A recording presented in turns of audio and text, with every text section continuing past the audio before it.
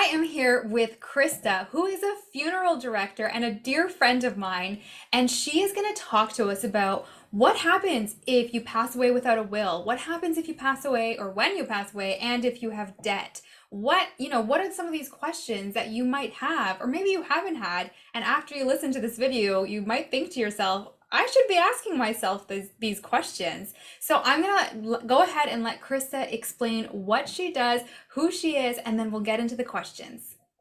All right. Thank you, Liz. It's such an incredible pleasure to be here. I can't tell you how much this warms my heart. Have you ever heard the saying, the time to fix the roof is when the sun is shining? No, Okay. Does it make sense to it you? does make sense. But Yeah. I'm ESL, so I get all these sayings mixed up. So if you say it to me, I'll try to repeat it, and I'll be like, when the sun is roofing, people are like, what? Well, now hear me out. This is actually I'm really careful about this stuff because this is a very multicultural, cross-cultural reference. It is virtually impossible to fix a leaking roof in the rain. Okay, yeah, I can see Doesn't that. matter what culture you're in, doesn't matter what language you speak, it doesn't matter. The reality is, if you wait until it rains to fix the leaking roof, you will have an absolute disaster on your hands. Hmm. And that, in a nutshell, is why I do what I do, which is a process of holistic advanced care planning that helps people understand, think about, talk about, prepare for life's only certainty, also known as death. It's so funny. You said, what if somebody passes away without whatever? That is something that as a native English speaker, I really struggle with. I use plain, simple language. I have pragmatic programs. I do not beat around the bush. There's a great saying. I I simply say, what happens when you die? Hmm. Seriously, what happens when you die? Because we all get that. We might not like looking at it, but we all get it. Totally. Yeah, no, I'm excited to have this conversation because in my family, death was always talked about. My parents have been talking to us about, their plans and their wishes and where their wills are. And to me, it's very normal, but then it does make people very uncomfortable. I'm like, why wouldn't you want to know what's going to happen? And especially now as a parent, I made sure, I had certain things in order. And people are like, oh, wow, already? I'm like, yeah. Yeah, because you don't know anything about anything. You don't know when any of these things are going to happen.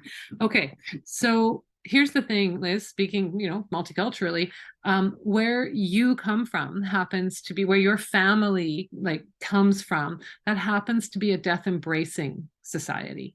That happens to be a society that actually incorporates death into part of life. Hmm. Here in Canada, virtually everywhere, this is something that we do our very level best to make sure that we push right out of life. We don't acknowledge death as part of life here.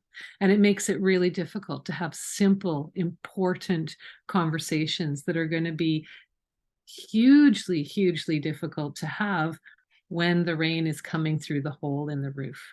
No one should have to make the kinds of choices and the kinds of decisions that need to be made when we are in crisis or when we are in grief. And so having parents who were totally cool talking about their will and letting you know where it was and making sure you understood what mattered to them from a ceremony perspective or their religious beliefs or you couldn't be in a better place. I But agree. you I are just, in yeah. not a lot of company. To me, like I'm such a planner, and that's just my personality type too, where of course I want to have everything laid out. I'm like, why wouldn't you have everything laid out? Like, why would you put that on someone else who might not even know your wishes, and now they're gonna have to guess while they're in a vulnerable position? Like, to me, it's very logical. And so that's why I'm so excited to talk to you because I'm like, you get it. I get it. Better than most. Yeah. Better than most. So do you want to know what happens if you die without a will? Hmm. all hell breaks loose. There, Good. you know, I seriously shouldn't have a favorite. There's actually quite a few documents that should be in place.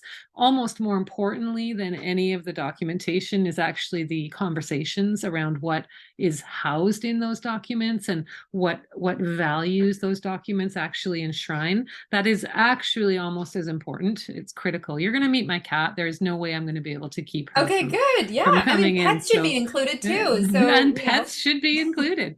So if you, but even though there's a few documents, your medical advocacy document, depending on where you live, it'll be called different things. Your enduring power of attorney, that's called the same thing almost everywhere in Canada. And then your legal will and your last will and testament, that is called the same thing all over Canada. Of those three, if you're going to get super lazy and you're only going to do one, do that will. Because what happens when you die is actually not a mystery. It's entirely predictable. And it's something that we can plan for. And if you don't plan for it and you die without a will, then instantly something that could have cost you like 30 bucks on legalwills.ca using my discount code, for example, is now going to cost you $5,000 and take you 12 weeks to walk through the process of appointing an administrator.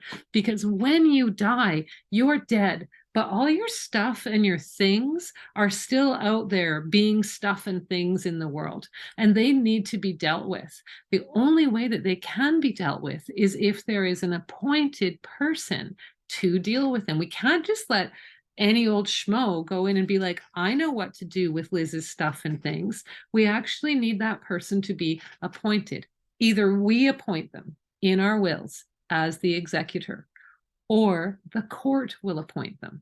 And the thing is that court appointment process, especially with what's happening in the courts right now, you're looking 9 to 12 weeks minimum.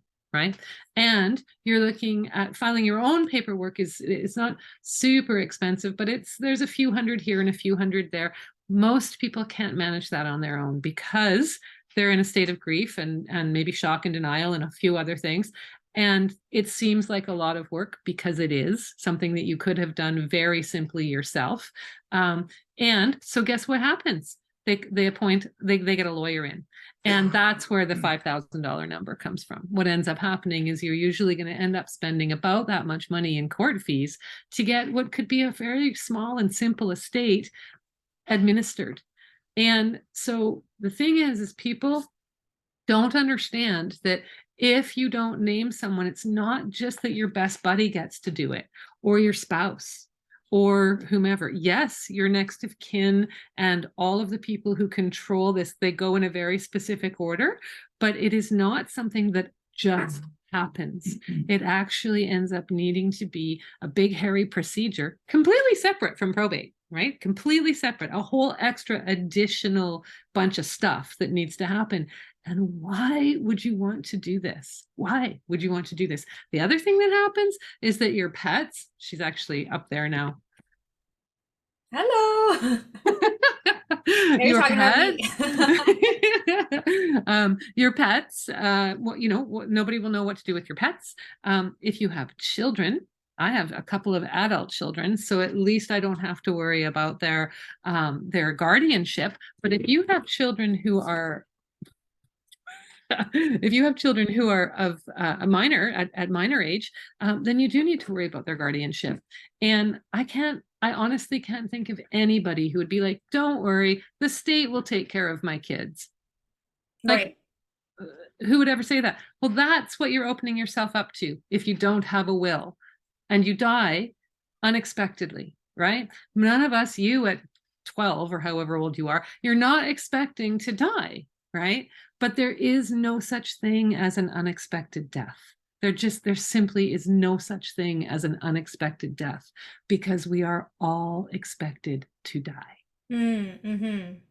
Yeah, I know. I want to hammer this into people. Like, please look out for yourself, look out for your children, and look out for your finances. Look out for everything you worked for. Like, look out for your pets. Like, look out for the entire picture.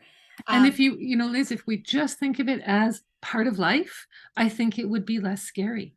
I think if we just do things like this, have open, honest conversations about slightly uncomfortable topics and just allow people to joke about it a little bit, acknowledge the fact that it can be difficult, make space and create a safe environment to bring up some of those fears. If we do that, more and more of us will get on it. But you know what drives me crazy. I'm just going to see if I can find, here's that's not the best example, but this is a book about advanced care planning, which is a medical process that people will go through, right?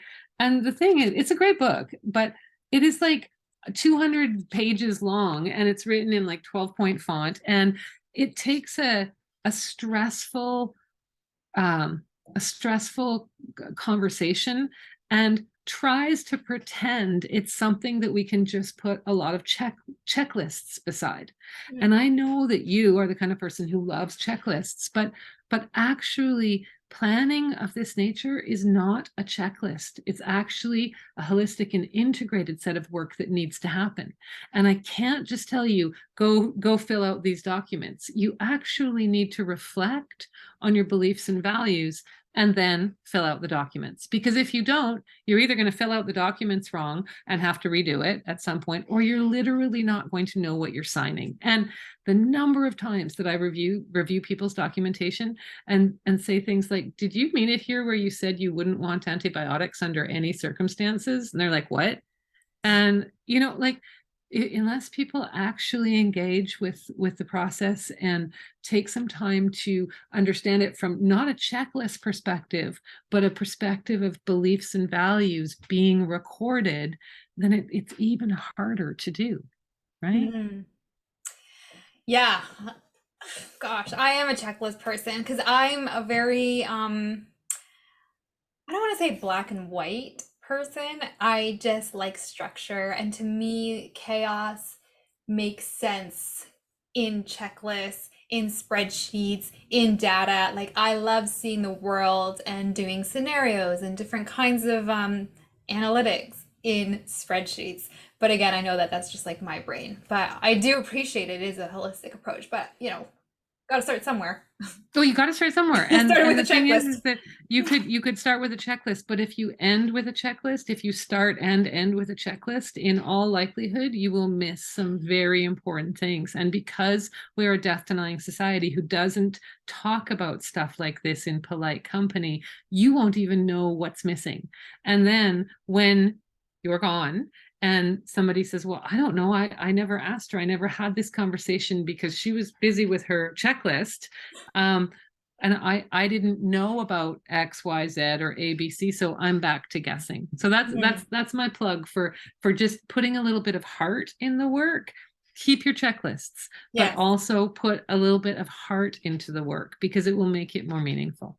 Well, the other part of the checklist was bank accounts and Sure. investments, and how do people get those, or what if you have a shared account? So these are some of the questions that I Yeah. know my audience has because Yeah. they're so interested in finances, but everything is connected. Like, Yes. of course, it's your life. Yes. And this is a really common place for people to get stopped when they're doing this work, because they look at the things like, when you're creating a will, your lawyer, or perhaps if you're using an online platform, there'll be like a wizard pop up that comes and says, okay, now go and make a list of your assets, right? And people go, and they just stop, right? And they don't do it because it's like, oh my God, that's a lot of work. I gotta search the deed, and I gotta write down my credit card number, and I have to da da da da da. And the thing is that when you don't do this work, imagine asking someone to look after, imagine trying to look after your blind cousin's accounts when you don't even know what bank he's banking with, right? Okay. And I say blind because he's not going to be easily able to like write it out for you, or what. You're going to be working in two different media, right? Mhm, mhm. You're sighted, he's not. You're going to have to find some new way to communicate. Now imagine that he's dead Yeah. and you can't ask him, right? So here's the thing, is that even if I have a real kind of refrain here, that something is better than nothing in this regard. I use a platform called legalwills.ca. That's the one that I always do. There's another great Canadian one called Willful that's also excellent. They're both excellent platforms for like the vast majority of us, Mm-hmm. right? And Mm-hmm. I on Legal Wills, there's a product called LifeLocker. It's like $20 or something like that. And there's no recurring charges.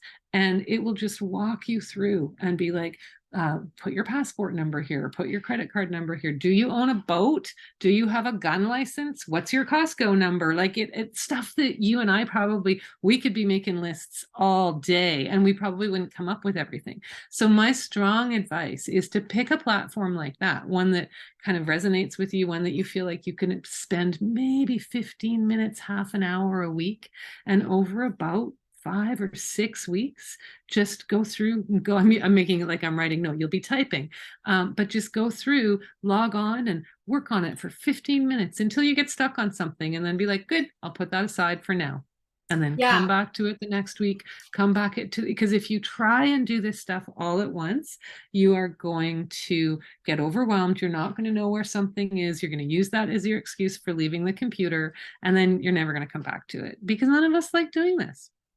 I do think it's so important that, like, yeah, it might be time consuming and inconvenient now, but imagine how time consuming and inconvenient it is when your sibling or your parent or your child is doing it without you there. Like, at least you know where your documents are. So, Exactly. the And other at least thing, at the very sorry that, but at the very least, you can always say, I can't get to this now. Like, let's say, God forbid, you all of a sudden had like a life-limiting illness that struck you, and you were like, uh-oh, I really don't have, I've got this much time, but not this much time.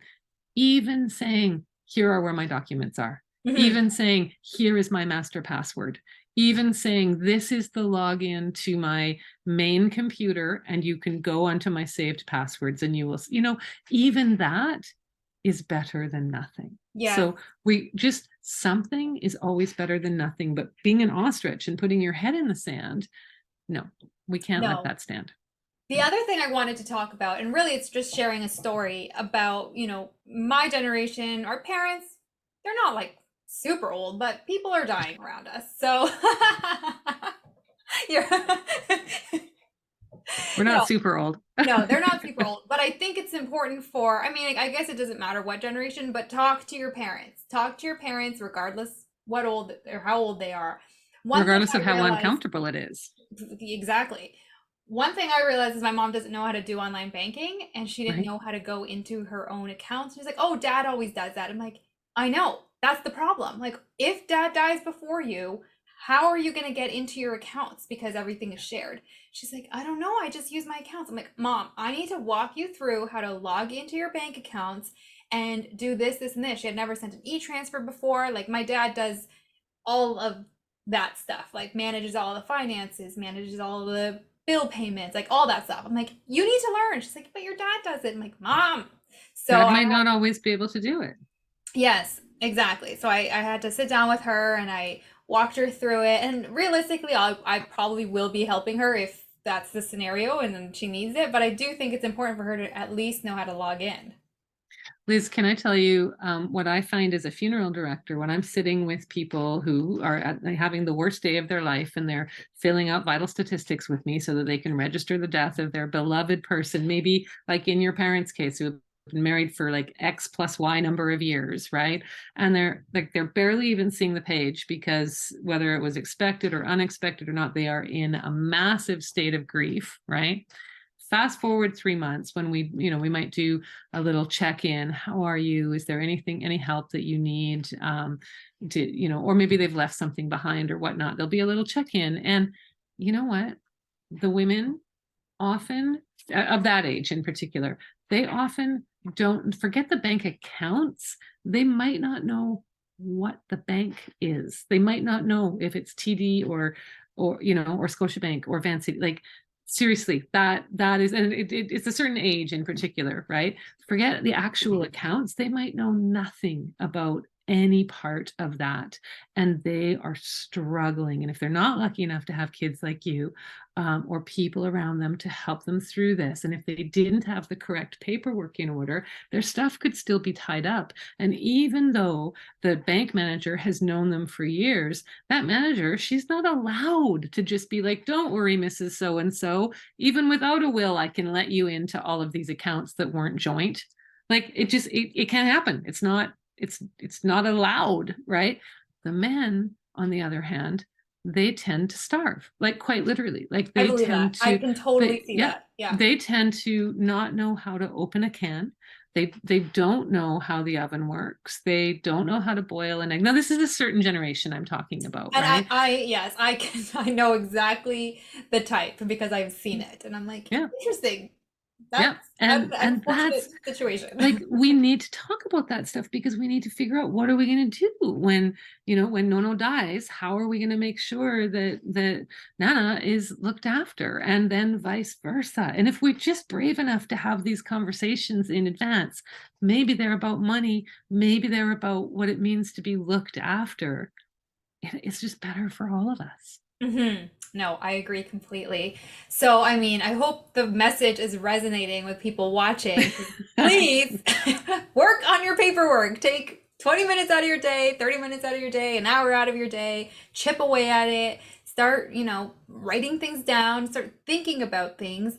I know that every province in Canada is a little bit different when it comes to estate planning, but overall, they all follow kind of the same structure is ideally make a Liz, will. the thing is there are universals that will be in place all across the country, and it gets more and more challenging. Like, if somebody up in Nunavut is watching right now, they unfortunately, like, they don't even have one of the medical documents that I help walk people through all the time. It just doesn't even exist in that territory, right? So yes, there are differences, but does that mean that person can't have their plans in order? No, it just means they won't have that piece of paper.